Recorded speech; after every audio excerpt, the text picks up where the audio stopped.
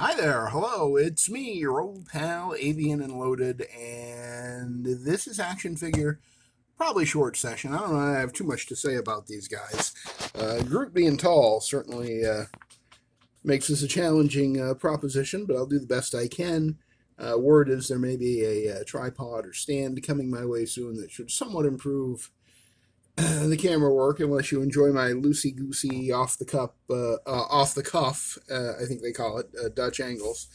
But here we have the entirety of my Hasbro Marvel Legends Guardians of the Galaxy figures, all of which I believe are movie figures.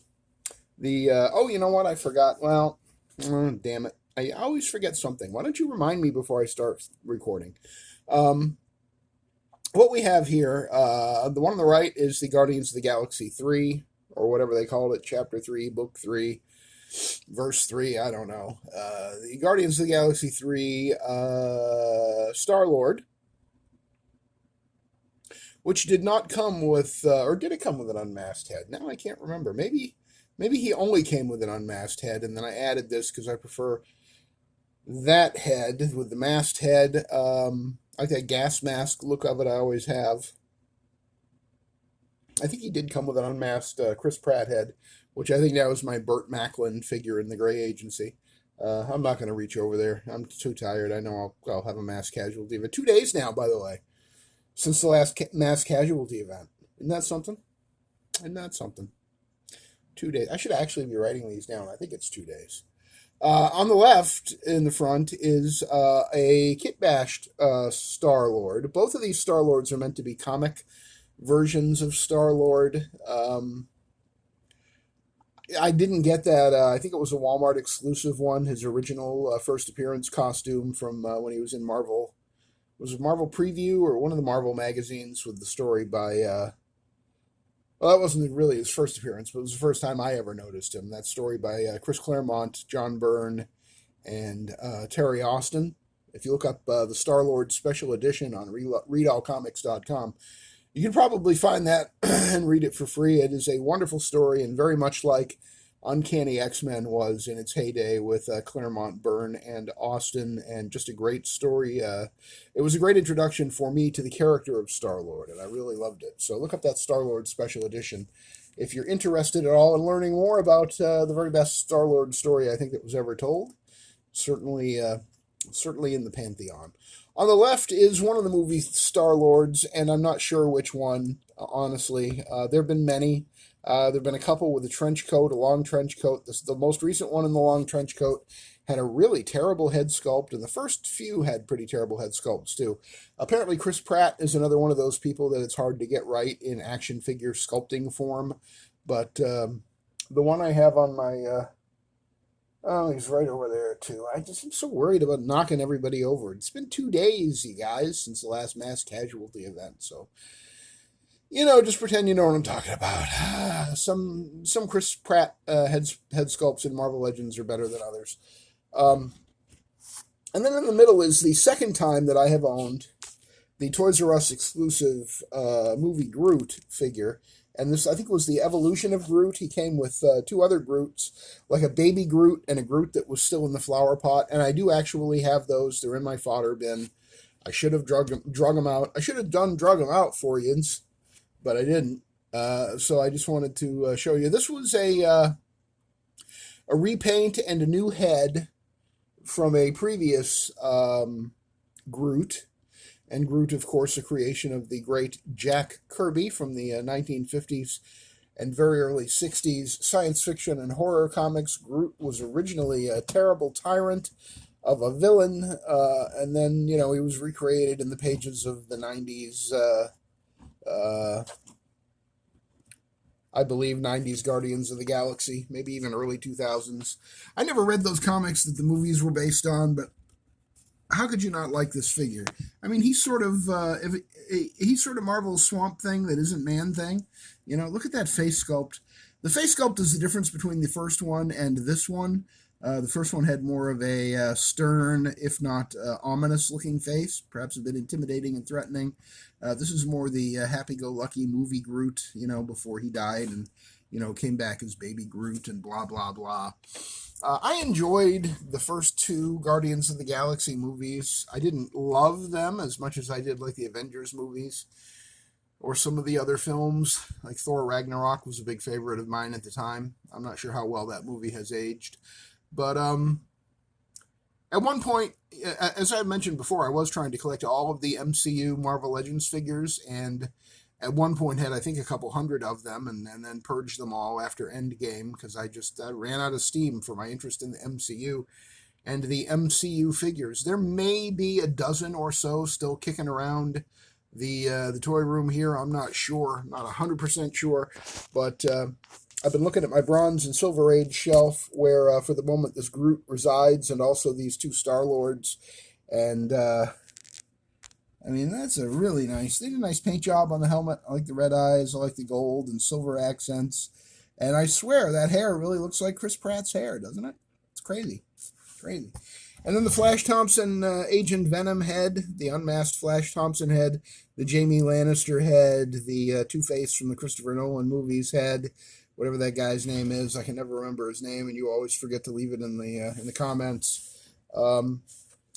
So I do have the two tiny Groots, the baby Groot and the potted plant Groot, but they're, as I say, packed away. I also have way over there, so far away, too far away. I have Groot and Rocket from the Funko Pops stuff. I may have showed those in a previous video, still in the box. I'm not sure if I did or not, but a big part of an action figure obsession is ending up with stuff somehow that you're not even sure how or why you ended up with it in your collection. I had a small assortment of Funko Pops, maybe 12 or 13 of them, and they just kind of annoy me. I kind of hate them. So I got rid of those some time ago, and then ended up with Baby Groot and a Rocket Raccoon Funko Pop. I'm not sure. I think those are from Guardians 3, but I could be wrong about that. No, actually, I got them back in 2017, gave them to my wife, and then she recently decided she had no place for them, and she gave them to me. So, okay, so they're from 2017. So either the first or second movie, whenever that would have been. That was when those Funko Pops that I'm not even showing you were new in store. But really, it's just Star-Lord and Groot for my 6-inch scale Hasbro Marvel Legends collection. Do I miss the other movie figures? Yeah, kind of. The Gamora one was pretty good, and what else? I don't really, the guy that whistles and shoots arrows with his whistling, I can't even remember his name. Yondu? Yeah, Yondu. I'm not that wild about him. His design in the movies and his design in the comics was pretty busy, too. I didn't get the Bucky Cap repaint Yondu that they did maybe 2 years ago or so, whenever Guardians 3 was out. Basically, the only reason I have all three of these figures in my collection and they haven't been purged is I like how Groot looks, and I like Star-Lord. And I like Star-Lord's movie uniform, but I don't really care about it being Chris Pratt. So the one on the left there is kind of just my comic book Star-Lord, and the one on the right is my sort of older costume Star-Lord. Still comic division. I don't consider these, for my purposes, my headcanon in my collection. These are all the comic book versions of the characters, and I'd much rather have the comic book versions of Gamora and Drax and all the other guys in the Guardians of the Galaxy Rocket. I don't know if they've ever done a good comic book Rocket or not. I know there was a Build-A-Figure, but that was a joke. Just a ridiculous, sad, pathetic Hasbro joke. Like a good Rocket, I wouldn't mind having. I wouldn't mind having that dog with the spacesuit that was the Build-A-Figure from the wave that this guy came in. That was pretty cool. Is his name Astro? I'm not sure. Something like that, though. But I just didn't want that little tiny dog enough to buy, $175 worth of Guardians of the Galaxy figures, only one of which I was actually interested in owning. So, believe it or not, I think that's about it for this action figure short session. Just want to talk a little bit about Star-Lord and Groot and how it is that I still have these characters and figures in my collection despite a general apathy for Guardians of the Galaxy as an intellectual property or storytelling venue. Thank you very much. Now I will take questions from the audience. No. Well, I will. I mean, if you want to leave one in the comments. If you like this video, please give it a thumbs up. If you hated it, feel free to give it a thumbs down. Comment on the video if you have anything to say, any questions. Well, you got a big Guardians of the Galaxy collection. Am I missing out by only having these guys and the couple of groups that I got filed away somewhere in my fodder bins? If you like this, you could subscribe to the channel, pretty please, and hit the notification bell so you're notified anytime I upload any new content. I think the word new was trying to jump in there early. That's what that seemed like. And share the video if you know anybody who likes Guardians of the Galaxy or is interested in action figure kit bashes, such as these slight modifications that I have made to my two Star-Lords here. And I think that will do it. Thank you for spending 10 minutes of your day with me to talk about Guardians of the Galaxy and Star Wars. Oh, speaking of Guardians of the Galaxy, all three movies directed by James Gunn. If you haven't seen James Gunn's Peacemaker series, you are missing out. That is maybe my favorite superhero TV series of all time. Never liked John Cena, never had any interest in him. It's not that I disliked him. I knew who he was. I just didn't care because he's just a wrestler, and I don't really care about wrestling. Why do you have 5 wrestling action figures?